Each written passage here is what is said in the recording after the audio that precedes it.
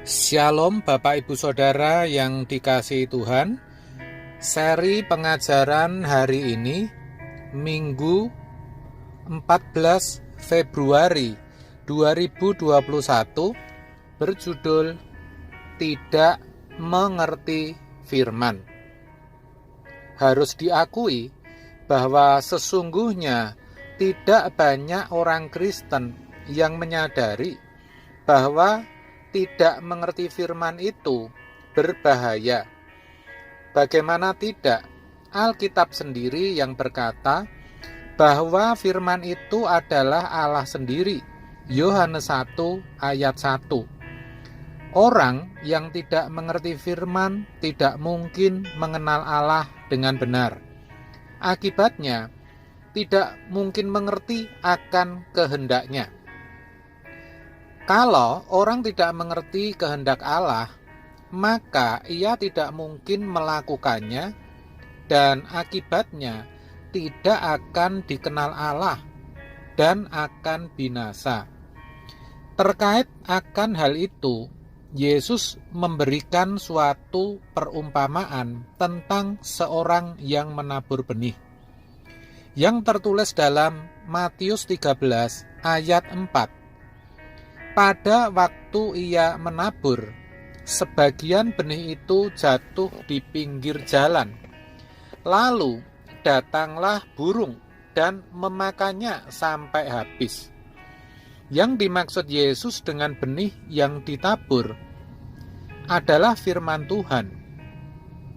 Dalam perumpamaan ini, Yesus sendiri sudah memberitahukan maknanya. Jadi kita tidak perlu lagi menafsirkan yang bermacam-macam. Makna itu Yesus katakan dalam ayat selanjutnya, yaitu di ayat 19. Yang demikian, kepada setiap orang yang mendengar firman tentang kerajaan sorga, tetapi tidak mengertinya, datanglah si jahat dan merampas yang ditaburkan dalam hati orang itu. Itulah benih yang ditaburkan di pinggir jalan. Jadi, benih yang ditabur di pinggir jalan menggambarkan firman Allah yang tidak dimengerti. Itu artinya bisa saja orang mendengar firman, baik itu melalui khotbah atau bisa dengan membaca Alkitab, tetapi tidak mengerti, maka firman itu akan direbut oleh iblis atau si jahat.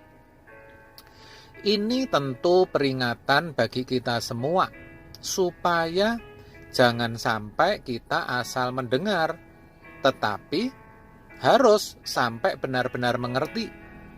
Kalau sampai kita gagal atau tidak mengerti, itu sama halnya kita berpotensi kehilangan kerajaan surga. Pertanyaannya, kenapa sampai orang tidak bisa mengerti firman? Yang pertama, karena tidak menyiapkan diri. Itulah sebabnya sering kita dengar WL atau pemimpin pujian atau hamba Tuhan berkata, mari kita siapkan hati, pikiran, jiwa, dan roh kita untuk firman Tuhan. Artinya, hati itu yang utama. Kalau hati kita tidak ada kehausan akan firman, jangan harap bisa mengerti. Makanya sampai ada syair lagu, seperti rusa yang haus, rindu aliran sungaimu. Hatiku tak tahan menunggumu, bagai padang gersang menanti datangnya hujan. Begitupun jiwaku Tuhan.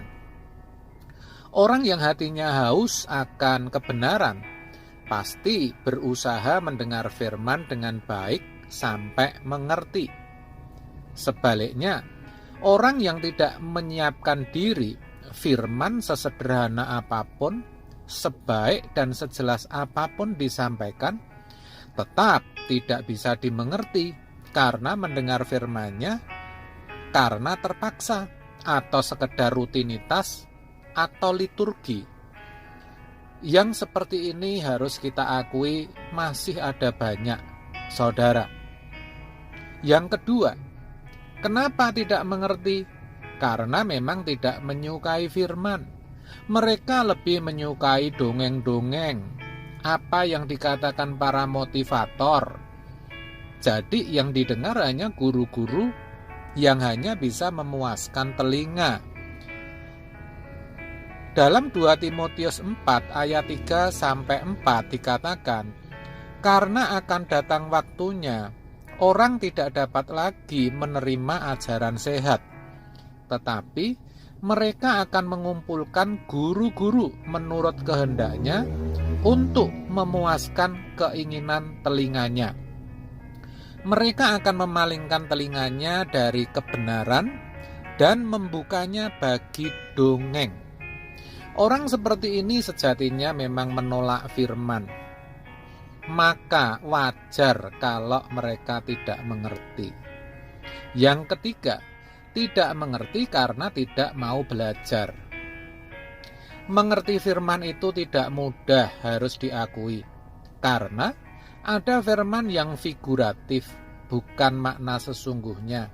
Ada juga yang berupa perumpamaan. Ada yang berupa sejarah, syair, dan sebagainya.